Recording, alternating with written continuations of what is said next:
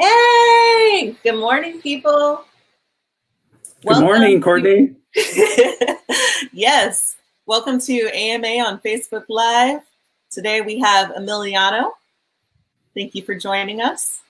I was so happy to be with you, Courtney. Thank you so much for giving me the opportunity to be a part of this AMA. Yes, of course. Glad to have you today. We're going to be talking about what did we title yours? I support male survivors and you can too.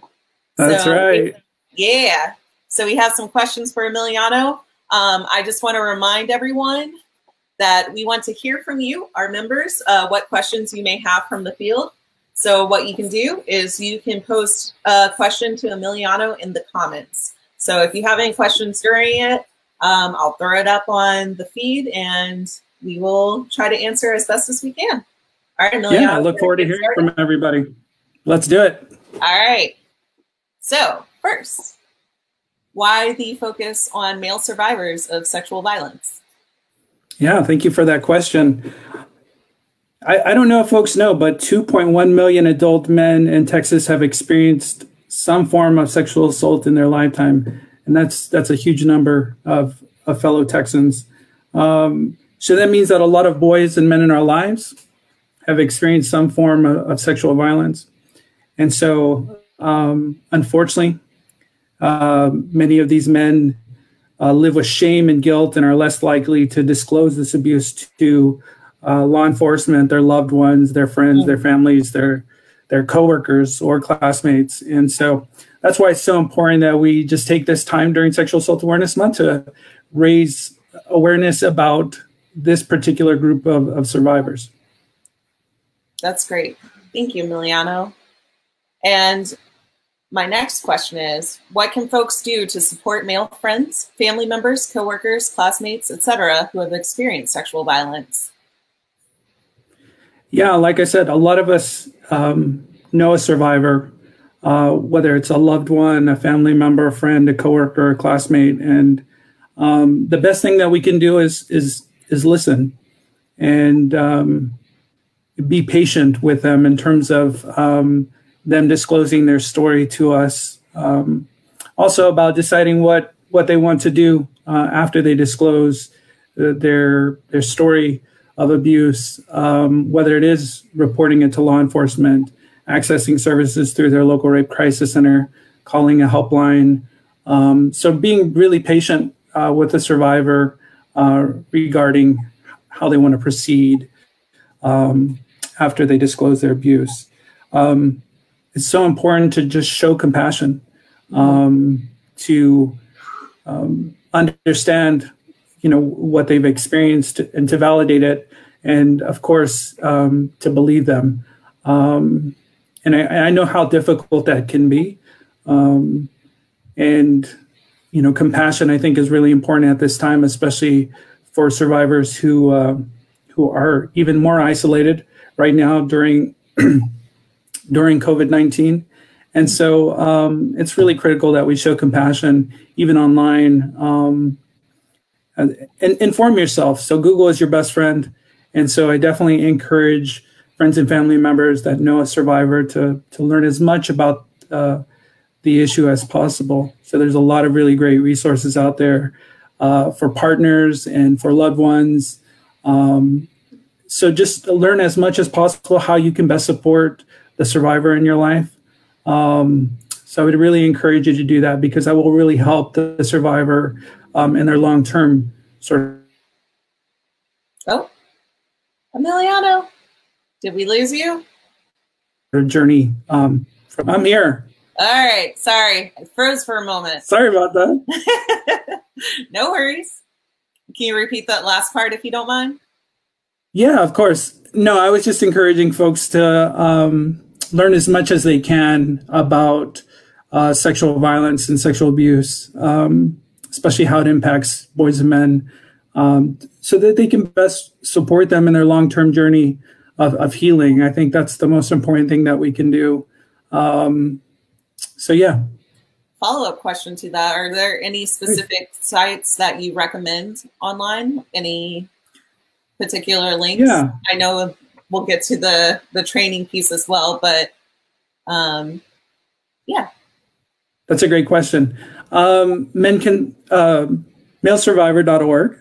It has a really great resource for family and friends and loved ones.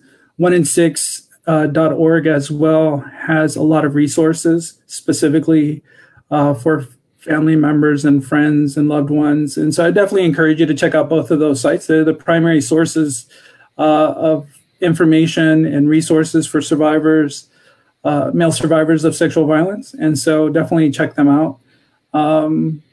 The National Sexual Violence Resource Center has some additional resources specifically for victim advocates as well. So it's not just friends and family, but victim advocates who are tuning in today. We want to make sure that you're informed and that you have as much information and have access to those resources so that you can refer those survivors when you encounter them in the community, whether it's over the hotline or just even at your local rape crisis center. Perfect. All right, my next question is, where can I learn more or get additional training on this issue? Yeah, that's a great question. Definitely check out the social media of malesurvivor.org and 1in6. They're really great. They have a really great social media presence, and so that way you stay informed. In addition, both organizations have an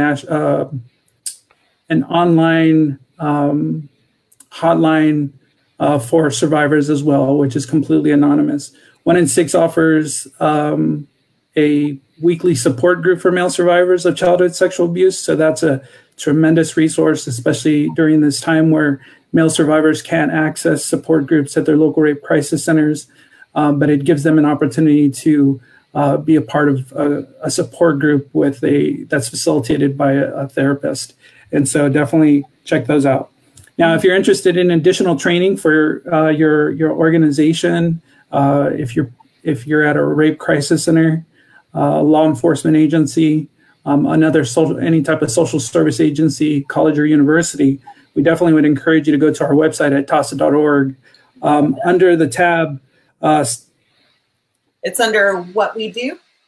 Yeah, under what we do, you can click statewide training to request a training from me on this issue. And so complete the training form, and we'll follow up with you as soon as possible to confirm the details and to schedule that training, whether right now we can offer that training virtually online, or hopefully in the near future, we'll be able to offer that training in person at no cost to you or your agency. So whether it's in English as well as in Spanish. So I want to encourage you just to reach out if you have any questions or you like additional information. You can always email me at TAASA.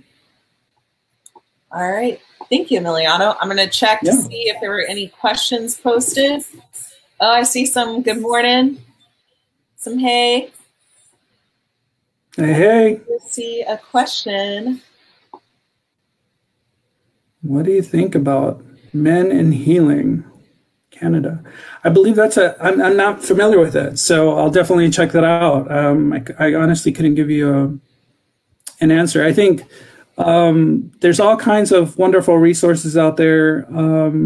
I definitely would explore them before you share them with a male survivor, so that you can make sure that the resource that you're providing is adequate and is comprehensive. So before you share any resources, definitely check it out for yourself, because the last thing you want to do is sort of create additional barriers for the survivor to access information or support. And so learn as much as you can about the organization, familiarize yourself with the resources that they offer.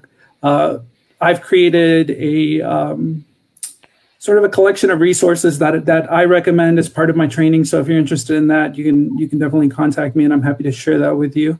But definitely look at all those resources, explore them yourself before you recommend a book or website or article. Make sure you read it and make sure that it's trauma informed, is age appropriate for the survivor, and is not going to cause additional trauma or is going to be triggering. So those are all things to consider. So I appreciate the question. I'll definitely check it out. Yeah, and if you don't mind, Emiliano, if after you check it out, following up, if there's any insight you have further after you take a look at it later on. Absolutely. I look forward to sharing that. And so, yes, thank you for joining us, Rebecca, Arlene, Curtis, Mike. I see y'all. Thank you for joining us. Howdies.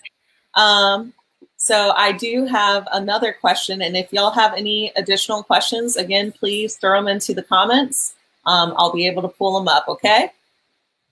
So now for the question that you didn't know I was going to ask. Ooh. I'm going to act surprised. I hope you are. So Emiliano has been working on a project. He's got a new garden going. This is some before images. And here is some after. So my question was, how's your outdoor space cultivating growth for you during this time? How's it going? Thank you, Courtney. That is a surprise. Get to share my progress with everybody. Yeah, we're very proud of it. As a family, we've been quarantined for going on almost a month and a half now, and so we have lived in this house for a while, and we've been meaning to find the time to work on the backyard and to do some additional landscaping with the things that we have. And so everything you see there is just a work in progress. It's a labor of love for our family. All of those are garden beds on the back, and right so here? We're going to plant. Yeah, and so at the very end where the red tart. Oh, frozen. Dun dun dun. This is our compost and. Oh. And then we're going to have garden beds for different vegetables, and so we're excited about that. We're making progress, but it is a lot of work, and we're doing it together as a family. So it's giving us a project here at home. So we're very excited about it, and I look forward to sharing the after picture. So wonderful when it's all done. Hey, I mean, I see the before and after, like this all cleared out. It's just a pile of rocks. But you moved all those rocks, I'm assuming. Yeah, we're definitely creating a dry creek bed sort of landscaping. It's super popular, and so it does fill up with water. So we're hoping that it will help with some of the irrigation of the water, and just to beautify the yard since we spend so much time out there right now. So yeah, we're very excited about this project. Thank you so much for sharing it, Courtney. Yeah, of course. All right, so we got another question that came in. For a subject with attached stigma, do you have any specific tips for really starting the conversation among college-aged men? Ooh, that's a great question. Yeah, thank you for that question.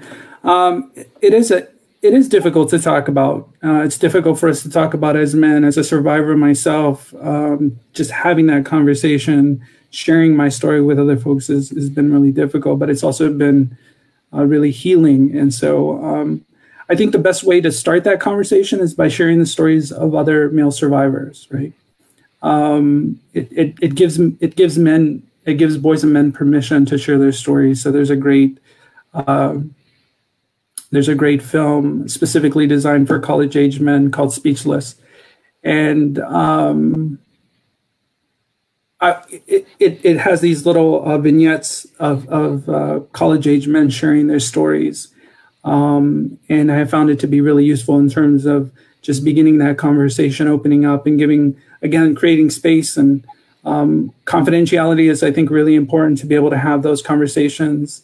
Building trust and rapport with the men in a group before engaging in that conversation is critical. And also making sure that when men do disclose their experiences of abuse, that you're prepared to provide them with support and able to refer them out to the most appropriate resources at a college or university. And so all of those are things that are really important to consider in supporting college college-aged survivors. Perfect. Well, thank you so much, Emiliano. It was a pleasure having you today. Just so y'all know, Courtney. If you have any additional questions, you can contact Emiliano at diazdeleon@taasa.org. Yeah. Yeah, please. And then also we'll still be checking the comments. So if you do have additional questions there as well, we can follow up in there. Absolutely. Yeah. So we're at time. Thank you again for joining today. I just Thank you, reminder, everyone, so you know, if you have any questions, we want to hear from you, and you can submit them on our AMA form. It is in the comments, so you can add questions, or if there's a subject you're interested in, or if you have additional things, you can post it in there. And y'all can reach me at cclark@taasa.org. So that is it for today. Thank you everyone for joining us. If you liked what we're doing, give us a like, give us a heart. We'll take it. All right. Bye, friends. Thanks, Emiliano. Bye, everybody. Thank you.